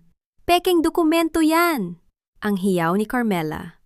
Ngunit ang kanyang boses ay tila isang desperadong hiling na lamang. Tumingin si Althea kay Dante, na tila ba nakikita ang isang maliit na bata na nagtatago sa likod ng palda ng kanyang ina. Wala na ang lalaking nanakit sa kanya. Wala na ang lalaking nagbansag sa kanya na pambayad utang. "Tapos na ang paghahari niyo, Mama," ang huling sabi ni Althea. Ang boses ay puno ng pait at tagumpay. Ang katotohanan ay hindi na mababayaran ng anumang utang na loob. Habang ang mga board members ay nagsisimulang tumawag sa kanilang mga abogado, at ang tunog ng papalapit na mga sirena ng pulis ay naririnig mula sa ibaba ng gusali, tumalikod si Althea. Ngunit bago siya makalabas, isang marahas na hakbang ang narinig niya mula sa kanyang likuran. "Hinding-hindi ka makakaalis dito ng buhay." Sino ang susugot kay Althea sa gitna ng kanyang tagumpay? At sapat na kaya ang mga ebidensyang ito upang tuluyang mabura ang pangalan ng mga Villarreal sa mapa ng kapangyarihan? Akala mo ba ay mananalo ka? Sisirain kita, Althea. Sisirain kita. Ang boses ni Dante ay hindi na boses ng isang makapangyarihang CEO, kundi boses ng isang hayop na nasugatan at wala ng malulusutan. Sa gitna ng boardroom, sumugod siya kay Althea. Ang kanyang mga kamay ay nakaamba na tila gustong sakalin ang katotohanang inilantad ng kanyang asawa.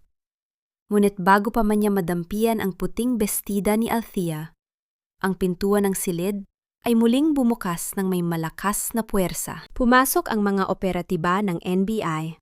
Ang kanilang mga uniforme ay tila mga anino ng batas na dumarating upang tapusin ang isang mahabang gabi ng kasinungalingan. Mabilis nilang hinarangan si Dante. Pilit itong pinipigilan habang ang lalaki ay nagpupumiglas at sumisigaw ng mga salitang puno ng pot. Ang tunog ng mga posas na naglalapat sa mga pulso ni Dante ay tila isang huling hudyat ng pagtatapos ng kanyang paghahari. Nakatayo lamang si Althea sa gilid. Pinapanood ang pagguho ng toring itinayo sa ibabaw ng kanyang mga luha. Ang bawat sigaw ni Dante, ang bawat pagmumura nito, ay tila mga tuyong dahon na tinatangay ng hangin. Wala ng bigat, wala ng talim. Naramdaman ni Althea ang isang kakaibang lamig sa kanyang dibdib. Hindi lamig ng takot, kundi lamig ng isang pusong sa wakas ay nakawala na sa pagkakasakal. Dante, tumigil ka na, ang mahinang sabi ni Althea. Ngunit ang boses niya ay narinig sa buong silid dahil sa biglang katahimikan. Ang tanging sumira sa iyo ay ang sarili mong kasakiman.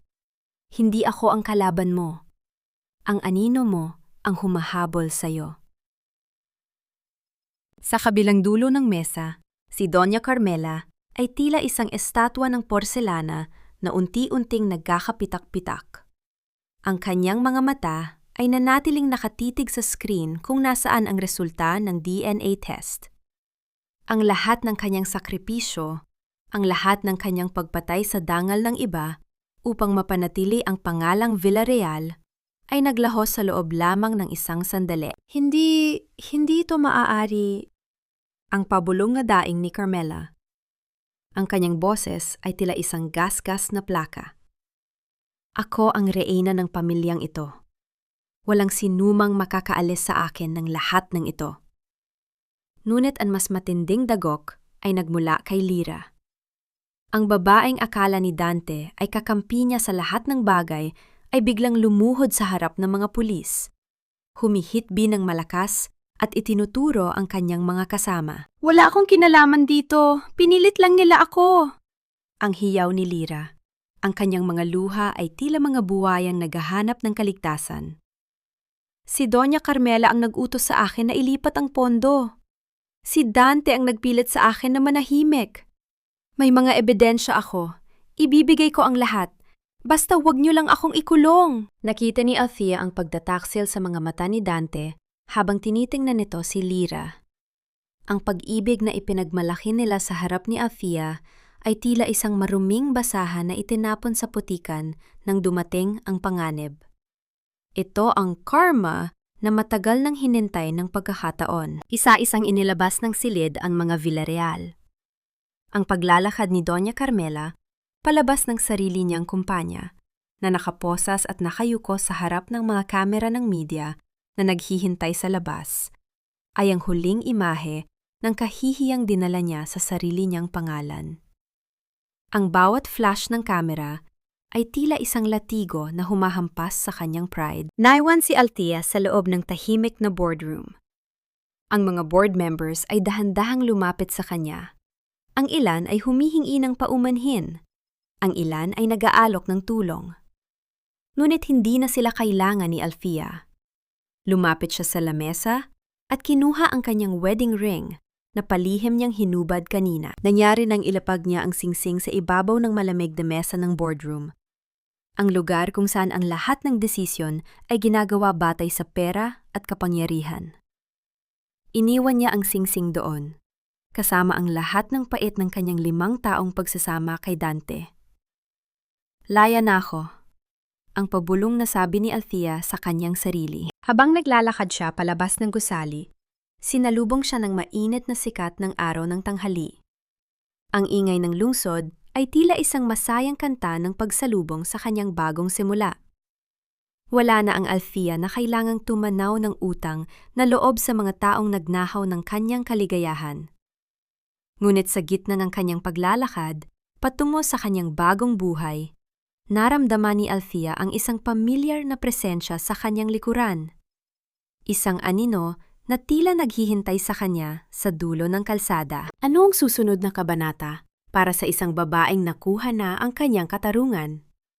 At sapat na ba ang pagkabilanggo ng mga Villarreal upang tuluyang maghilom ang mga sugat sa puso ni Althea? Hindi sapat ang paghingi ng tawad para maibalik ang 5 taon na ninakaw nyo. Pero sapat na ang katarungang ito para hindi na kayo muling makapanakit ng iba. Ang boses ni Althea ay tila isang banayad na hangin na dumadaloy sa loob ng malamig at madilim na bisitahan ng kulungan. Nakaupo siya sa likod ng makapal na salamin, tinitingnan ang babaeng nasa kabilang panig. Si Doña Carmela ay hindi na ang reynang kinatatakutan ng lahat. Ang kanyang buhok na dati ay laging maayos ay gulo-gulo na ngayon. At ang suot niyang orange na uniforme ay tila isang malaking sampal sa kanyang dating marangyang buhay. Ang kanyang mga mata, na dati ay puno ng apoy ng kapalaluan, ay tila mga tuyong balon na lamang, walang buhay, walang pag-asa. Sa tabi nito, si Dante ay nakayuko, ang kanyang mga kamay ay nanginginig habang nakapatong sa mesa. Wala na ang lalaking ipinagmamalaki ang kanyang apelido. Ngayon, siya ay isa na lamang bilanggo, naghihintay ng hatol sa mga krimeng ginawa nila sa ilalim ng anino ng kanilang ambisyon. Bakit ka pa pumunta rito, Althea? Ang pabulong na tanong ni Carmela, ang boses ay gasgas at mahina. Nandito ka ba para pagtawanan kami? Para makita ang aming pagbagsak? Nandito ako para ibalik sa inyo ang huling bagay na kinuha ko. Ang sagot ni Althea, habang inilalabas ang isang maliit na sobre. Iniharap niya ito sa salamin. Ito ang titulo ng lupa sa Batangas. Ang lupang kinuha niyo sa tatay ko sa pamamagitan ng panlilinlang. Ngayon, ito ay nasa ilalim na ng pangalan ko. At gagawin ko itong isang santuwaryo para sa mga taong tulad ko na inabuso ng mga katulad niyo. Narinig ni Althea ang mahinang paghikbi ni Dante. Ang tunog ng kanyang pag-iyak ay tila isang munting bata na nawawala sa dilim. Ngunit hindi na naramdaman ni Althea ang dati niyang awa. Ang kanyang puso ay gumaling na mula sa lason ng kanilang pagmamalupit. Hindi ko kayo kinakamuhian, pagpapatuloy ni Althea. Ang bawat salita ay may dalang bigat ng katotohanan. Dahil ang pot ay isa ring uri ng kadena na magtataling muli sa akin sa inyo. Pinapatawad ko na ang sarili ko sa pagiging mahina noon. At kayo, hahayaan ko na ang batas at ang sarili niyong konsensya ang magsilbing parusa niyo. Nangyari nang tumayo si Althea at dahan-dahang itinoon ang kanyang palad sa salamin. Sa loob ng ilang segundo, nagtagpo ang kanyang tingin at ang tingin ni Carmela. Nakita ni Althea ang huling bakas ng pagsisisi sa mga mata ng matanda. Isang pagsisising huli na para sa lahat. Ngunit para kay Althea, iyon ang huling susi na nagbukas sa kulungan ng kanyang kaluluwa. Paglabas niya ng gusali ng kulungan, sinalubong siya ni Attorney Ramos. Inabot sa kanya ng abogado ang isang ulat tungkol sa bagong tatag na Bahay Pag-asa. Althea, maayos na ang lahat. Ang unang grupo ng mga kababaihan ay nakarating na sa Batangas. Hinihintay ka na nila, ang nakangiting sabi ng abogado. Habang nagmamaneho pabalik sa kanyang probinsya, binuksan ni Althea ang bintana ng sasakyan. Ang amoy ng basang lupa at ang halimuyak ng mga bulaklak sa gilid ng daan ay tila isang yakap mula sa kanyang ama. Nararamdaman niya ang init ng sikat ng araw sa kanyang balat, isang init na nagpapahiwatig na ang mahabang taglamig ng kanyang buhay ay natapos na. Dahan-dahan niyang inilabas ang isang liham mula sa kanyang bag.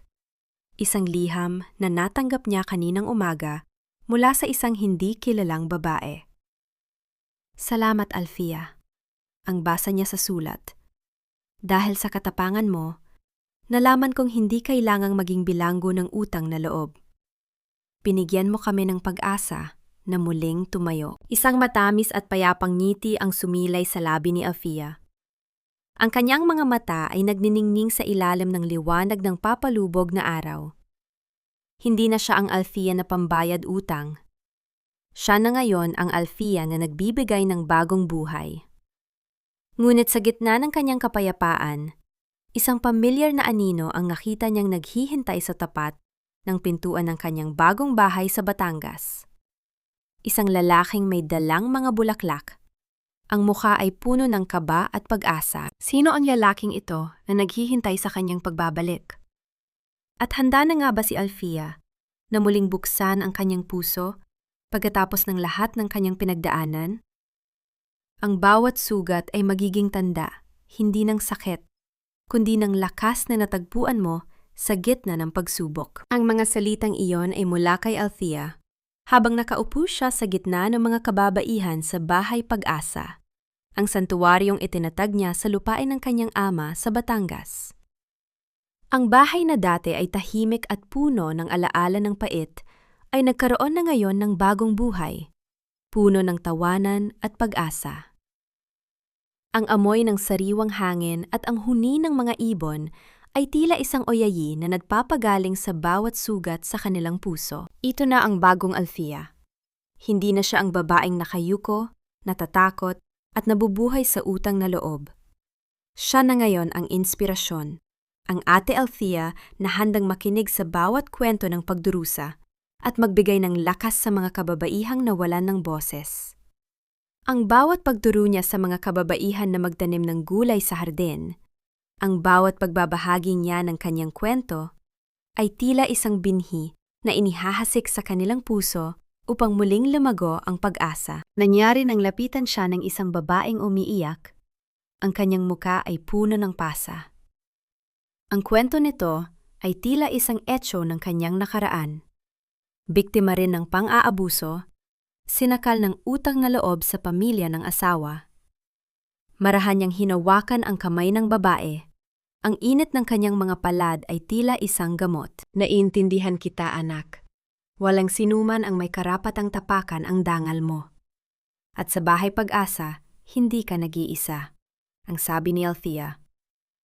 Ang kanyang mga mata ay nanatiling malakas, ngunit puno ng pag-unawa at pagmamahal. Sa gabi, pagkatapos ng mahabang araw, umupo si Althea sa balkonahe ng Bahay Pag-asa. Ang liwanag ng buwan at ang mga bitiin sa langit ay tila mga bantay sa kanyang kapayapaan. Naramdaman niya ang malamig na simoy ng hangin na humahaplos sa kanyang mukha. Ang mga alaala ng mansyon ng mga Villarreal ay tila malayo na, isang bangungot na naiwan sa likod ng rehas ng kulungan. Ngunit ang katahimikan ng gabi ay biglang nabasag ng tunog ng mga yabag na papalapit. Lumingon si Althea.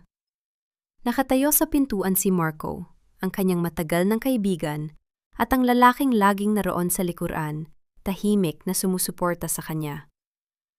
May hawak itong maliit na basket na mga sariwang bulaklak at gulay mula sa kanyang sariling taniman. Akala ko ba ay nagpapahinga ka na, Althea? Ang nakangiting tanong ni Marco, ang kanyang boses ay malambot at puno ng pag-aalaga. Dinalhan kita ng mainit na kape at sariwang gulay para sa mga residente ng Bahay Pag-asa. Tumingin si Althea kay Marco at sa unang pagkakataon sa mahabang panahon, naramdaman niya ang isang kislap ng kagalakan sa kanyang puso. Si Marco ay hindi tulad ni Dante. Walang kasakiman sa kanyang mga mata, walang pagtataksil sa kanyang puso. Tanging purong kabaitan at pagmamahal ang nakikita niya. Salamat, Marco, ang sagot ni Althea. Ang kanyang mga mata ay napuno ng luha ng pasasalamat. Ang kanyang mga kamay ay dahan-dahang lumapit sa mga kamay ni Marco at doon, sa ilalim ng liwanag ng buwan, nagtagpo ang kanilang mga palad. Ang init ng kanyang balat ay tila isang kuryente na dumaloy sa kanyang buong katawan. Isang init na hindi nakakasakit, kundi nakapagpapagaling. Umupo si Marco sa tabi niya. Ang katahimikan sa pagitan nila ay hindi na nakababahala. Ito ay puno ng pag-unawa, respeto, at ang simula ng isang bagong pag-asa. Ininom ni Althea ang mainit na kape. Ang pait nito ay tila lumulunok sa lahat ng pait ng kanyang nakaraan. Handa na akong harapin ang bukas, Marco. Ang pabulong na sabi ni Althea, habang ang kanyang ulo ay dahan-dahang sumandal sa balikat ng kaibigan. Handa na akong buksan ang aking puso para sa bagong simula. Ang tanggiling mystery ay nanatili pa rin sa tanong kung ano ang magiging direksyon ng relasyon nila ni Marco. Ito ba ay magiging simula ng isang pag-ibig na matagal ng karapat-dapat kay Althea? Isang pag-ibig na hindi na nakatali sa utang na loob, kundi sa purong pagmamahal at respeto. Sa gitna ng kapayapaan ng gabi, ang Bahay Pag-asa ay tila isang parola na nagbibigay ng liwanag sa mga taong naliligaw. At si Althea, ang babaeng dumanas ng matinding pait, ay natuto na ang tunay na kaligayahan ay hindi matatagpuan sa paghahanap ng pag-ibig mula sa iba, kundi sa pagtanggap sa pag-ibig na nagmumula sa kanyang sarili at sa mga taong nagpapahalaga sa kanya ng buo. Ang bawat simula ay hindi laging madali, ngunit sa bawat paglubog ng araw, may pangako ng isang bagong umaga na mas maliwanag at mas malaya. Nakatayo si Althea sa dalampasigan ng Batangas. Ang kanyang mga paa ay dahan-dahang lumulubog sa pino at basang buhangin. Ang malamig na tubig ng dagat ay humahaplos sa kanyang balat. Tila ba bawat alon na dumarating ay may dalang basbas ng paglilinis sa lahat ng pait ng kanyang nakaraan. Ang langit ay nababalot ng kulay rosas at ginto. Isang hudyat na ang gabi ay tapos na, at ang liwanag ay muling naghahari. Sa loob ng ilang buwan, ang Bahay Pag-asa ay naging higit pa sa isang gusali. Ito ay naging isang buhay na patotoo na ang bawat sugat ay may kakayahang maghilom. Napanghiti si Althea habang pinagmamasdan ang mga bata na nagtatakbuhan sa di kalayuan. Ang kanilang mga tawanan ay tila isang musika na nagpapalimot sa lahat ng hirap. Ang mga kababaihan na dati ay may mga matang puno ng takot ay nakatayo na ngayon ng may taasno, handang harapin ang mundo ng walang kadena ng utang na loob. Naramdaman ni Althea ang isang pamilyar na init sa kanyang balikat. Hindi na siya kailangang lumingon pa upang malaman kung sino ito. Ang amoy ng kape at ang presensya ng taong laging naniniwala sa kanya ay sapat na. Lumapit si Marco sa kanyang tabi. Ang kanilang mga kamay ay dahan-dahang nagtagpo at nagkahawak. Isang simpleng ugnayan na puno ng pangako at respeto. Napakapayapa ng dagat na yon, Althea, ang mahinang sabi ni Marco. Ang kanyang boses ay tila isang banayad na kanta. Gaya ng puso ko, Marco, ang sagot ni Althea. Ang kanyang mga mata ay nanatiling nakatitig sa malawak na abot-tanaw. Sa wakas, nahanap ko na ang kapayapaang matagal kong hinanap sa maling lugar. Sa kanyang isipan, tinanong ni Althea ang sarili. Nakapatawad na ba ako? Ang sagot ay hindi naging madali, ngunit ito ay totoo. Pinatawad na niya ang kanyang sarili sa pagiging mahina, sa pagiging piping saksi sa sarili niyang pagdurusa. Tungkol naman sa mga Villarreal, ang katarungan na ibinigay ng batas ay sapat na. Ang kanyang katahimikan at ang kanyang tagumpay ang nagsisilbing pinakamalaki niyang kapatawaran, isang pagpapalaya sa sarili mula sa lason ng paghihigante. Ang aral na nais niyang iwan sa lahat ng nakikinig sa kanyang kwento ay malinaw. Ang tunay na utang na loob ay hindi isang tanikala na dapat pumatay sa iyong kaluluwa. Ang pagkilala sa kabutihan ng iba ay marangal, ngunit hindi ito dapat maging kapalit ng iyong sariling dangal at kaligayahan. Ang bawat tao ay may karapatang maging malaya, muling bumangon, at lumika ng sarili nilang tadhana. Handa ka na bang bumalik sa loob? Ang tanong ni Marco, habang dahan-dahan silang naglalakad pabalik sa Bahay Pag-asa. Handa na ako, ang sagot ni Althea nang may matatag na ngiti. Handa na akong ipagpatuloy ang pagbuo sa mga pangarap na minsan nang nadurog. Habang papalayo sila sa dalampasigan, ang mga bakas ng kanilang mga paa sa buhangin ay dahan-dahang binubura ng mga alon. Ngunit ang mga marka ng lakas at katapangan sa puso ni Althea ay hinding-hindi na mabubura ng anumang bagyo. Ang halimuyak ng bagong umaga ay tuluyan ng lumukob sa kanyang buong pagkatao. Sa dulo ng lahat ng pait, natagpuan ni Althea Manalo ang pinakamahalagang kayamanan, ang kanyang sarili. At sa kanyang muling pagsilang, nagbigay siya ng liwanag sa libu-libong iba pa na nangarap ding lumaya.